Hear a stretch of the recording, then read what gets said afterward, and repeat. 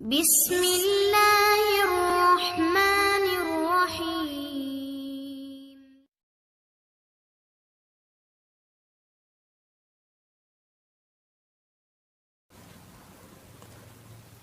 اور حضرت ابن مسعود رضی اللہ تعالیٰ عنہ راوی ہیں کہ سرکار دو عالم صلی اللہ علیہ وسلم نے ارشاد فرمایا، تم میں سے کوئی شخص ایسا نہیں ہے جس کے ساتھ ایک ہمزاد جنوں یعنی شیطان میں سے اور ایک ہمزاد فرشتوں میں سے مقرر نہ کیا گیا ہو۔ صحابہ رضی اللہ تعالیٰ عنہ نے عرض کیا، یا رسول اللہ، کیا آپ کے ساتھ بھی؟ آپ صلی اللہ علیہ وسلم نے فرمایا، ہاں میرے ساتھ بھی، لیکن خدا نے مجھ کو اس جن موکل سے مقابلہ کرنے میں مدد دے رکھی ہے،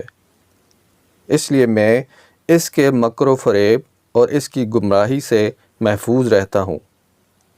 بلکہ یہاں تک کہ وہ بھی مجھے بھلائی کا مشورہ دیتا ہے۔ حضرت انس رضی اللہ تعالیٰ عنہ کہتے ہیں کہ رسول اللہ صلی اللہ علیہ وسلم نے فرمایا، انسان کے اندر شیطان اس طرح دوڑتا پھرتا ہے جیسے رگوں میں خون گردش کرتا رہتا ہے۔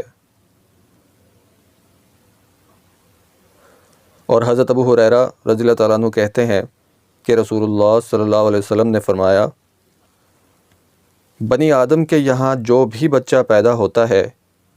شیطان اس کو چھوتا ہے، جس کی وجہ سے بچہ چیخ اٹھتا ہے، لیکن ابن مریم حضرت عیسیٰ علیہ السلام اور ان کی ماں کو شیطان نے نہیں چھوا۔